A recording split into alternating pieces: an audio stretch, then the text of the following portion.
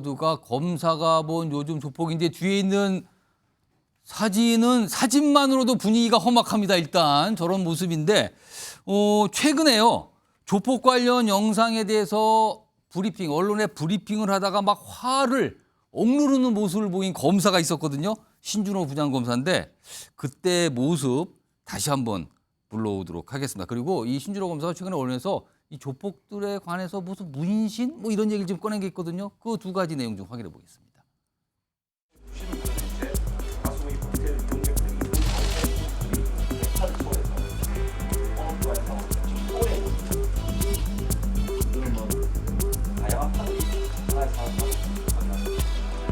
그런 걸 한번 보여드리고 싶어서.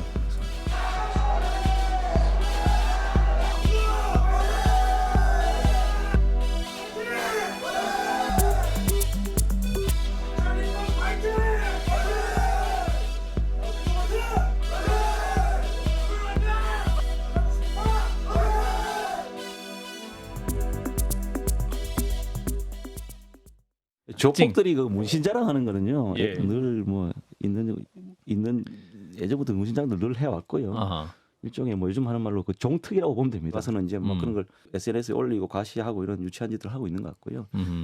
그게 이제 뭐 일종의 이제 자기 과시하는 거. 그러니까 내면이 되게 허약하거든요. 그분들이. 뒤에 무슨 이 비속어가 나오죠. 그리고 종특. 이게 뭐 전문 용어인가 했더니 줄임말이 들은요. 종족의 특성이다. 종특 뭐 이런 표현을 한답니다. 자, 화면 좀 보시죠. 문신 얘기 지금 꺼냈거든요. 여기 뒤에 보면은 뭐가 있는데 문신이요. 정말 온몸에 다 문신이고 뭐 이걸 뭐라고 표현할까요? 현란하다 할까요? 정신사납다고 할까요? 이런 사진인데 뿌옇게 좀 했고요. 이런 내용이 있습니다. 조폭 등 2천여 명의 문신 불법 시술 및 마약 소지 혐의 무더기 적발. 이게 문신 시술과 마약이 이게 뭐 같이 있는 겁니까? 이게 무슨 뜻입니까? 하여튼 이런 현상이 좀 있었다고 합니다. 그리고요.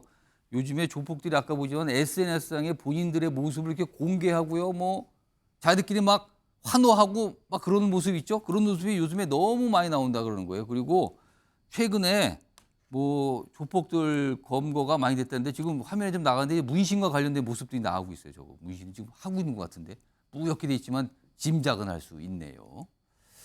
자, 최인현 변호사. 변호사시니까 아마 관련된 일을 해보지 않으셨을까 추정은 되는데 조폭과 문신 이거 무슨 관계라고 보십니까? 사실 우리나라 조폭의 뭐 근원이 여러 가지가 있습니다만 예. 일본의 야쿠자와의 어떤 관련성을 우리가 부정할 수가 없는 것 같은데요. 일본 야쿠자 같은 경우에는 그 이레스미라고 해서 온몸에 용문신이나 국화꽃, 이 또 사쿠라, 그러니까 벚꽃에 대한 문신 같은 것들이 있는데 예. 이것은 그 조직의 단순한 어떤 뭐 위협하려는 것을 넘어서 자기들만의 어떻게 보면 문화다 이렇게 얘기를 하는데요. 그게 종특입니까 그러면 아까 어떻게 말한 보면 종족의 특성이라기보다는 그 자체의 문화인 거죠. 한마디로 저렇게 온몸에 문신을 하려고 하면 엄청난 고통을 오래오래 참아야 됩니다. 결국 그 그렇다고 그러죠? 고통을 참는 것은 결국 조직에 대한 헌신, 어떻게 보면 봉사 이것을 의미한다라고 본인들은 얘기를 하거든요. 그걸 예. 우리나라에 가지고 왔는데 그렇게 하면서 본인들이 이제 그런 어떤 내부적인 어떤 조직의 어떤 그 규율을 넘어서 그것은 어떻습니까? 우리가 사우나를 갔을 때 저렇게 그 온몸에 문신이 있는 사람이 하면은 우리가 들어갈 수가 있겠습니까? 예. 결국 그것은 이제 본인들 내부적으로는 어떤 문화라고 하지만 그것은 외부적인 일반인들에 대해서는 위협이고 그 존재 자체로서 혐오 아니겠습니까? 그렇기 때문에 그와 같은 것은 어떻게 보면 영원한 조직에 대한 충성 이런 부분이기 때문에 오늘 예. 이번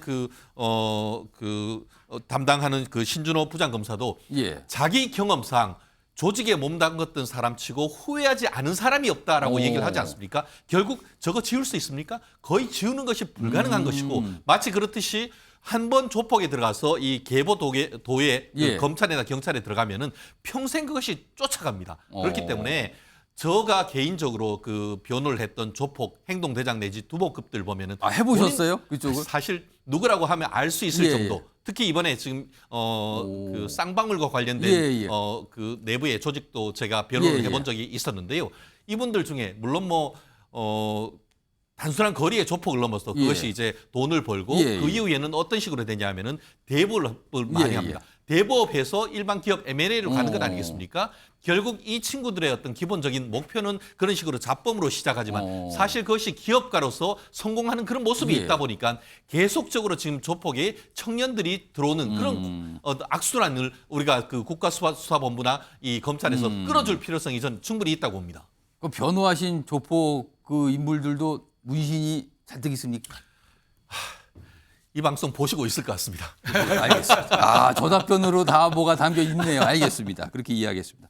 지금 최인정 변호사는 문신을 하는 게 굉장히 고통스러운데 그 고통을 참아내는 뭐 인내라 그럴 거예요. 아무튼 그걸 참아내고 조직을 위해서 뭘 한다 뭐 이런 의미가 있는 거 아니냐 분석해 주는데요.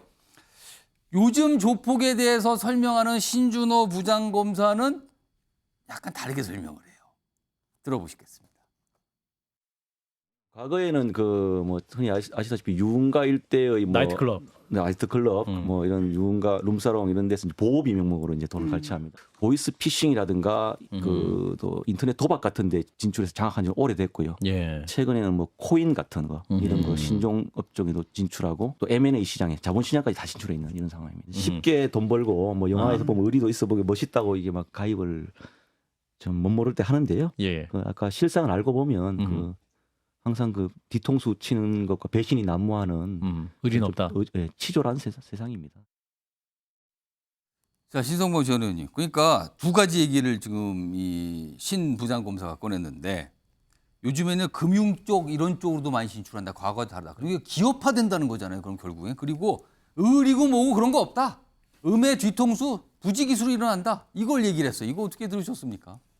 사실과 부합하는 거죠. 뭐 우리가 지금 다루고 있는 예. 쌍방울의 김성태 씨 같은 경우가 대표적으로 흔히 진짜 그분을 내가 들으니까 뭐 조직폭력배 출신인데 예. 대부업하고 그다음에 자본시장에 진출해가지고 어떻게 보면은 M&A하고 회사 인수 합병하면서 회사를 키워서 기업인 역할을 하고 그 기업인이 돈 가지고 정치인 후원하고 어떻게 보면은 한 정치인이 대권을 잡으면 자기는 뭐 하겠다고 해서 후원하고 이렇게까지 영향을 미치는 이게 다다.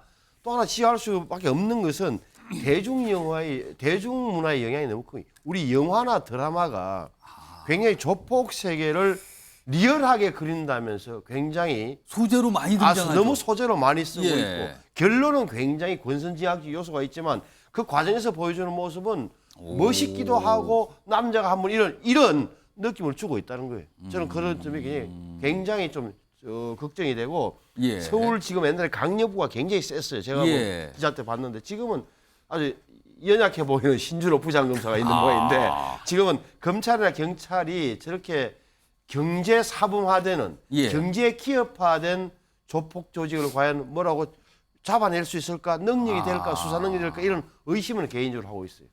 그러면은 조폭들은 뭔가 진화를 하는데 그걸 잡는 수사기관은 그에 맞게 같이 진화를 하는 거예요. 뭐 수사 기법, 이걸 법률 좀 얘기해 체계 주신 이런 게 게 있네요. 그렇죠. 정기란 교수님, 아까 잠깐 말씀하셨는데 사실은 처음에 이 주제 시작할 때 SNS에 조폭들이 자기들이 올린 걸 이런 걸 소개하는 거면서 그 신준호 검사가 그냥 입술을 꽉 무는 이런 모습이 있었거든요. 도대체 이자들이 약간 이런 느낌이 들었는데 이런 게 공개가 되면 청소년들이 당연히 보고요. 그리고 요즘에 약간 영화나 이런 것 때문에 뭔가 동경을 할 수 있는 상황이 있었고요. 그리고 실제로 최근 넉 달간 검거된 조폭의 통계를 보니까 절반 이상이 이른바 청년 세대였다고 그래요. 이거 법하고 수사가 더 엄해져야 되는 겁니까? 이거 어떻게 봐야 됩니까? 뭐 그렇습니다. 근데 앞서 앵커께서 얘기했습니다만 그런 표현이 정확할 것 같습니다. 우리가 조폭하면 식칼, 패싸움 이걸 먼저 생각하죠. 예, 흉기, 아무튼 근데 흉기 뭐 이런 것이 아니라 이제 조폭도 엄연히 진화하고 있다. 앞서 몇 분 얘기했습니다만 코인, 주식, 사모펀드, 전환사채, M&A 뭐 이런 분야로 금융 얘기가 나와요. 그렇습니다. 요즘에는요. 이런 분야로 지금 깊숙이 파고들고 있는 상황입니다. 예. 그러다 보니까 특히 이 청소년들, 젊은 세대들에게는 뭔가 쉽게 접근할 수 있는 뭐 이런 환경이 지금 환경에 노출되고 있다. 두 번째는 불가피하게 취업이라든가 이런 것들이 지금 많이 막혀 있지 않습니까? 사회적으로 보면 이 청년 세대들이 쉽게 돈을 벌 수 있다라는 환상. 그러다 보니까 심부름이라도 마약 심부름이라도 하게 되면 돈도 벌 수 있다든지 또는 이런 주식시장의 뭐 M&A 같은 데서 행동대원으로 활동하면 돈을 벌 수 있다든지 이른바 쉽게 돈을 벌 수 있다라고 하는 이런 생각. 이러다 보니까 지금 현재 젊은 이 MZ 세대들 조폭들은요. 예. 과거 조폭들이 보였던 의리가 생명이 아니라 말 그대로 돈이 형님이라는 거 아니에요? 이권이 형님이다. 이권이 형님이고 돈이 형님이다. 어. 자, 그렇다면 앞서 얘기 많이 나왔습니다만 이런 조직 범죄, 조폭들의 범죄가 진화되는 만큼 예. 우리 강력 범죄에 대한 수사도 이를테면 이번 국수본이 4개월 동안 뭐 소탕 작전을 했습니다만 특별 뭐 단속이죠. 예. 이게 아니라 상시 체제의 어떤 수사 또 어떤 예방 활동 예. 이런 것들이 같이 병행되는 것이 굉장히 중요할 것으로 보여집니다. 최인현 변호사가 뭔가 꼭 설명할 게 있다고 그냥 몇 번 손질을 하셨어요. 말씀하세요. 한동훈 장관이 그랬습니다. 왜 민주당이 깡패를 못 잡게 하냐고. 아. 검수완박하면서 지금 이렇게 그 깡패 수사가 너무너무 약해진 예, 거예요. 예. 결국 아까 얘기한 것처럼 이것은 단순한 조폭의 문제가 아니고 예. 금융조사부하고 갑치해가지고 합동수사해야 되는 그런 문제가 있기 때문에 지금 지난번에 했던 이와 같은 특수수사, 강력수사에 대한 제도적 개선 반드시 필요하다고 봅니다. 예, 전영기 의원. 검수완박 안 돼서 깡패 수사 못 합니까? 지금 아직도 하고 있지 않습니까? 사실 검수완박이라고 하는 것은 수사와 기소를 분리하자는 단순한 논리인데 갑자기 조폭 이게 얘기하다 검수완박까지 나오다 쓰여지고. 보니까 문제가 예. 생기는 겁니다. 깡패 수사 당연히 해야죠. 저런 잘못된 예, 거 잡아 예. 넣어야죠. 알겠습니다. 갑자기 이게 갈래를 검수완박으로 치는 듯하다 끝났습니다. 알겠습니다. 아무튼요. 이건 문제입니다. 우리나라는 그동안 사실 조직범죄나 조직폭력에 대해 굉장히 엄한 나라로 속했는데 어느 순간 그렇지 않은 거 아니냐는 생각하시는 분들이 많이 늘었어요. 지금요. 이건 좀 어떻게 해야 될 것 같고요.